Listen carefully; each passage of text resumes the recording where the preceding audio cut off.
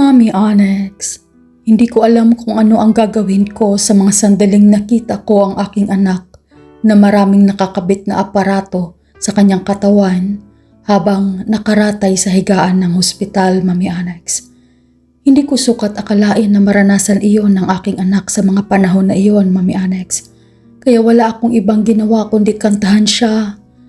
Pero hindi ko pa rin mapigilan ang aking mga luha at ang aking damdamin na humagulgol sa pag-iyak, Mommy Onyx. Dahil hindi ko matanggap ang paghihirap ng aking anak.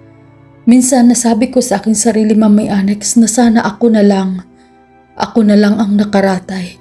Ako na lang ang nasaktan. Ako na lang ang nakaranas ng ganoon na pangyayari na dinanas ng aking anak, Mommy Onyx. Kaya nagulat ako nung bumukas ang pintuan, Mommy Onyx, dahil wala ni isa sa aking pamilya na nakaalam sa nangyari sa aking anak. Kaya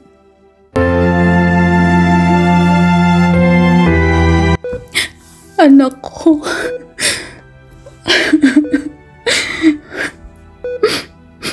sana gumising ka na, anak. Lilac.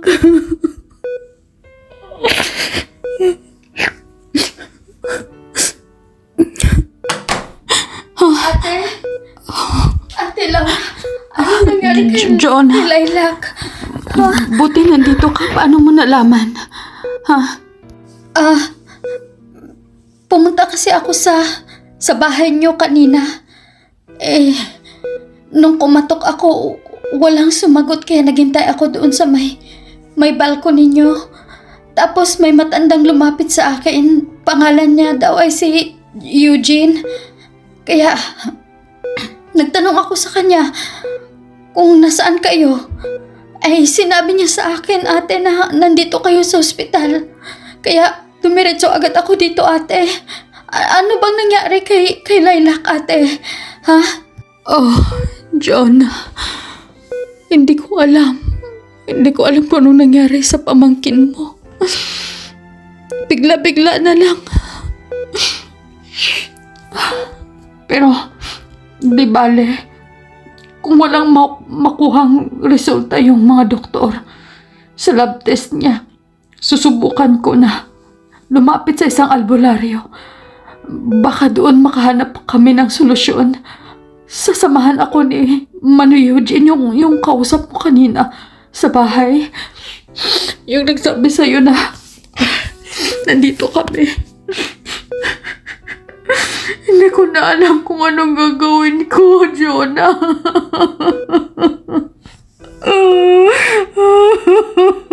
Ate Laura, magpakatatag po kayo.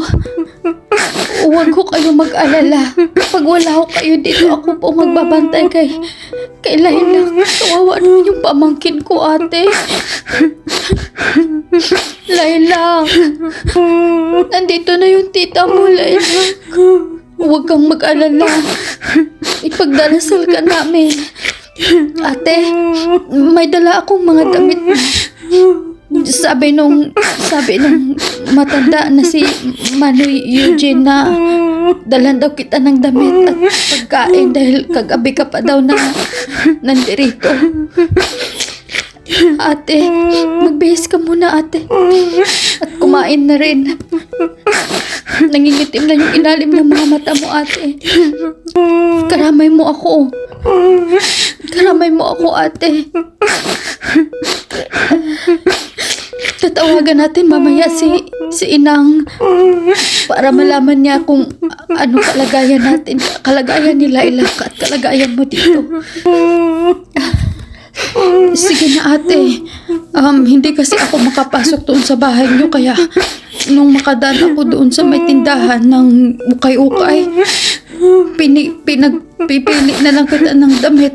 Pero yung underwear na bigay ko sa'yo, ate, galing yan sa bahay.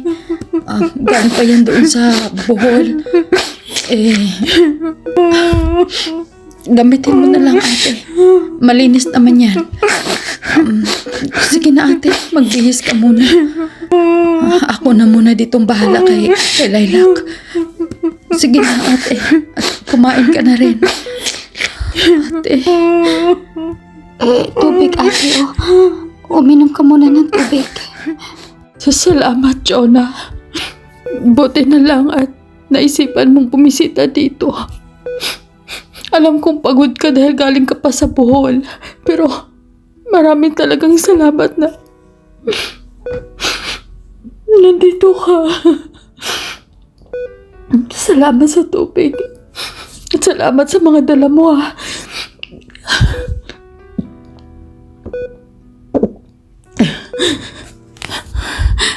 Sige na, ate. Magbihis ka muna. At kumain. Kasi mukhang pagod na pagod ka, ate. Ako na munang bahala dito kay Lilac. Sige na, ate. Salamat. Salamat, Jonah. Anak, Lilac, nandito lang ako, ha. Magbibihis lang. Diyan ka muna, ha. Jonah, Ate, kung ano man yung changes sa anak ko gaya ng magising siya o daliri niya ang gumalaw, pindutin mo agad yung red button na yan, ha. Para pupunta dito agad yung doktora. Sige, magbihis mo na ako.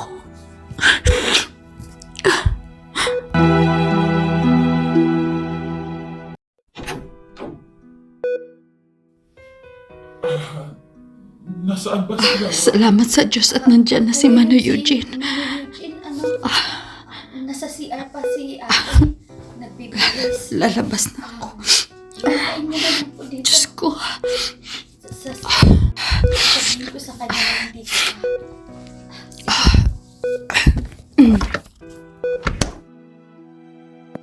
Ate, nandyan si Mano Eugene. Hinihintay ka. May usapan yata kayo na aalis. Saan ho ba kayo pupunta, ate?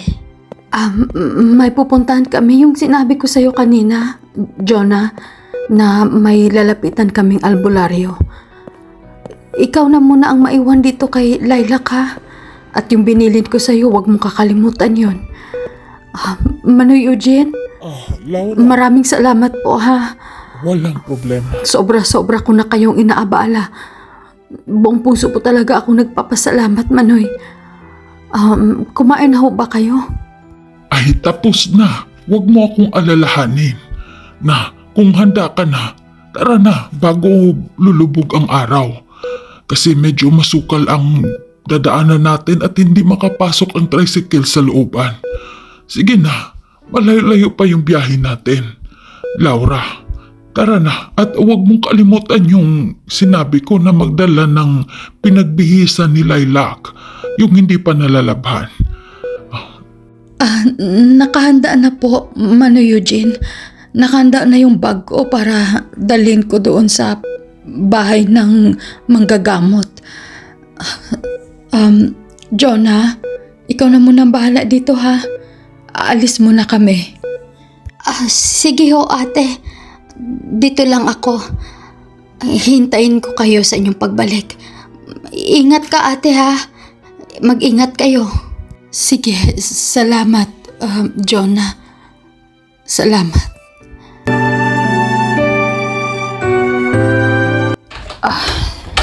Salamat, Manoy, ha. Okay na ako, Manoy. Pwede na tayong umalis. O siya, sige. Paandarin ko na itong tricycle ko.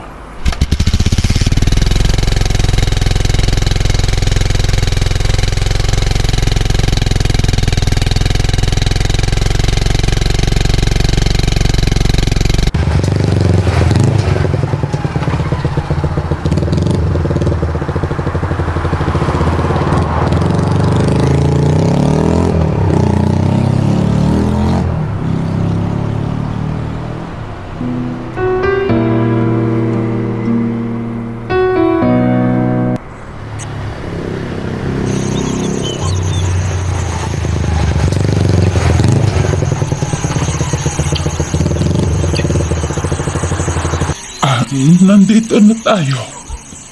Laura, huwag mong kalimutan yung bag na pinagsidlan mo ng damit na hinubad galing kay Lilac. Kailangan na kailangan yan doon. medyo makulimlim na yung paligid pero sige lang. Lalakarin natin. Dito ko lang iiwan tong tricycle ko.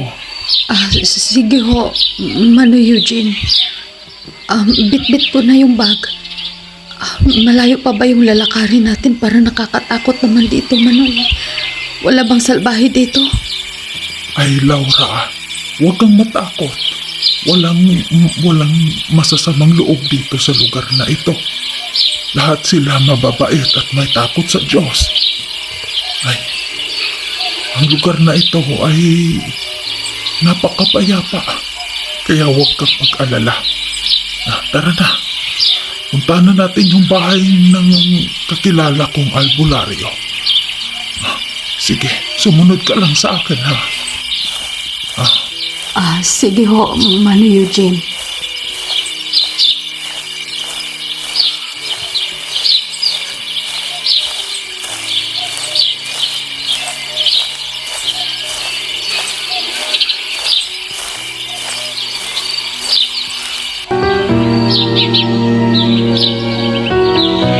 Ay, salamat sa Diyos. Sumakit tuloy yung balakang ko at binte. Kaso-kasuhan. Pero basta para kay Lilac, kakayanin mo yan, ha, Laura? Kaya nakita mo yung bahay na yan, yung kubo na yan, diyan nakatira ang tao na makakatulong sa iyo at sa iyong anak. Na siya, sige, tara na. Ay, Naniniwala ako, Mano Eugene, na matutulungan niya ang anak ko. Sana magising na ang anak ko. ay, huwag kang mag-alala. Basta ipagkaloob ng Diyos na magising ang anak mo. Magising. Walang masama na nananalo sa kabutihan. Yan ang lagi mong tandaan, Laura. Yan ang ituro mo din sa iyong anak, ha? Nandito na tayo. Kakatok na ako, ha? Tiya! Tiya Myla! Andyan ka ba?